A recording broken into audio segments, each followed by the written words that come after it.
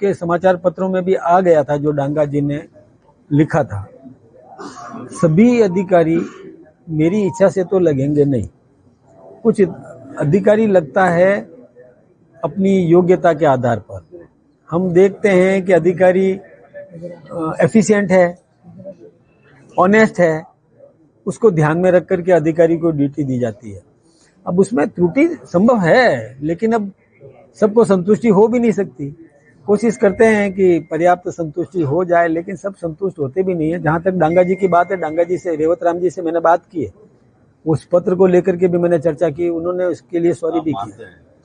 इसका मतलब मानते हैं क्या डांगा साहब ने पेपर लीक किया है? पेपर लीक नहीं, पेपर लिखा। वो पेपर तो समाचार पत्रों में छपा। पेपर लीक का मामला जो है, नहीं, पेपर लीक का मामला नहीं है, पत्र लिखा, पत्र की बात है। पेपर का और पत्र में फर्क है। चलो ठीक है। नहीं, इसको देखिए, मेरे साथ में 2003 में विधायक थे जालम सिंह जी रावलोत। उनके कनिष्ठ सुपुत्र की दुर्घटना में जो क्षति हो गई, तो फिर उस परिवार में मुझे जाना था और सांत्वना देने के लिए मैं यहाँ उपस्थित हुआ था, इसलिए जोधपुर आना हुआ। सर, भाजपा की एमएसपी खरीद पर पूर्व मुख्यमंत्री अशोक गहलोत लगातार हमला हो रहा है। मुख्यमंत्री भजनलाल शर्मा ने भी इस पर जवाब दिया है, क्या कुछ कहेंगे? लगातार ट्वीट कर रहे हैं वो लोग।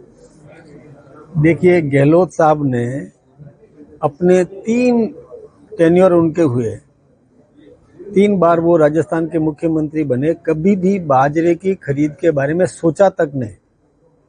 ये सोच भी हमारे प्रधानमंत्री आदरणीय नरेंद्र भाई मोदी जी ने दी।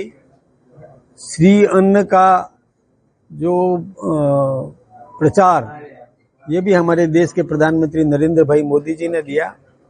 और हमारे राजस्थान के मुख्यमंत्री भजनलाल जी शर्मा ने भी बाजरे की खरीद, ये एमएसपी पर खरीद करने का निर्णय किया, और वो खरीद नियमानुसार हो रही है। इसमें गहलोत साहब को तो कम से कम नहीं बोलना चाहिए। सर, देश में कानून व्यवस्था को लेकर क्या कहेंगे? जिस तरीके से उप मुख्यमंत्री को धमकियां दी जा रही है, मुख्यमंत्री को धमकियां दी जा रही है, जेलों में मोबाइल मिल रहे हैं, सिम कार्ड मिल रहे हैं। ये बात सही है कि जेल में मोबाइल मिला, सिम कार्ड भी मिला, तो उनको दंडित किया गया, अधिकारियों को भी दंडित किया गया, जो जेल के प्रहरी थे या जो जेलर थे उनको भी दंडित किया गया। कहीं ना कहीं लापरवाही हो रही है, इसके कारण से जेल में ये सब सुविधाएं कैदी उपलब्ध करवा देते हैं। जहां तक धमकी की बात है, तो कोई भी सिरफिरा ऐसी कोई धमकी दे देता है तो उसके खिलाफ कार्रवाई होती है। हाँ, ये बात सही है, सावधानी की जरूरत है।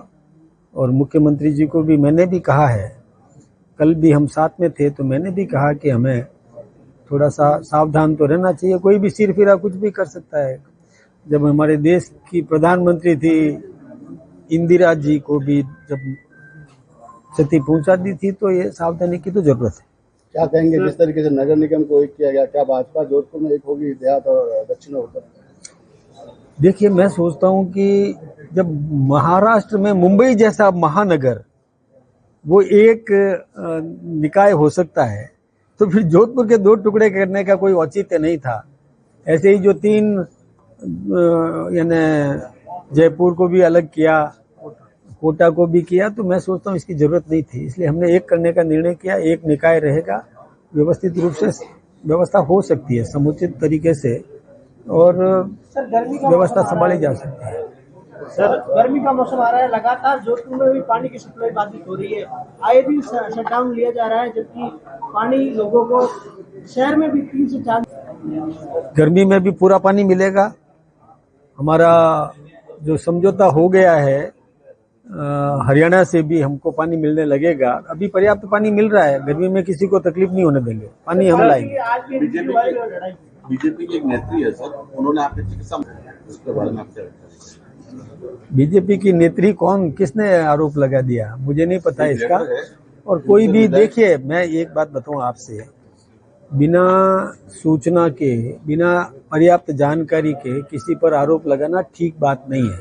न कोई हमारे किसी मंत्री ने इस प्रकार का कोई कृत्य नहीं किया है, हैं आप ज्योति मिर्जा ने सर बताया है गजेंद्र सिंह सर से। जिस तरह से नागौर में भाजपा में विवाद चल रहा है, एक तरफ ज्योति मिर्जा जी जो है गजेंद्र सिंह खींवसर पर रेवत राम डांगा जी के लेटर को लीक करने का आरोप लगा रही है, क्या कहेंगे सर? कहीं विवाद बढ़ता जा रहा है संगठन में? देखिए, कोई गजेंद्र सिंह जी ने कोई पेपर, वो जो पत्र है जो डांगा जी ने मुख्यमंत्री जी के नाम लिखा था, वो किसी अधिकारी के स्तर पर लीक हुआ है। ये हमने भी पता कर लिया था, क्योंकि उस पर नोटिंग थी और उस पर कार्रवाई हो गई है, कार्रवाई कर ली गई है। इसलिए किसी मंत्री पर कोई आरोप लगाना कोई मतलब नहीं रखता। क्या ज्योति मिर्जा जी से आपने बात की इस संबंध में? उनके मन में क्या है? क्योंकि वो ज्योति तो मिर्जा जी ने कब कहा ये मुझे नहीं पता।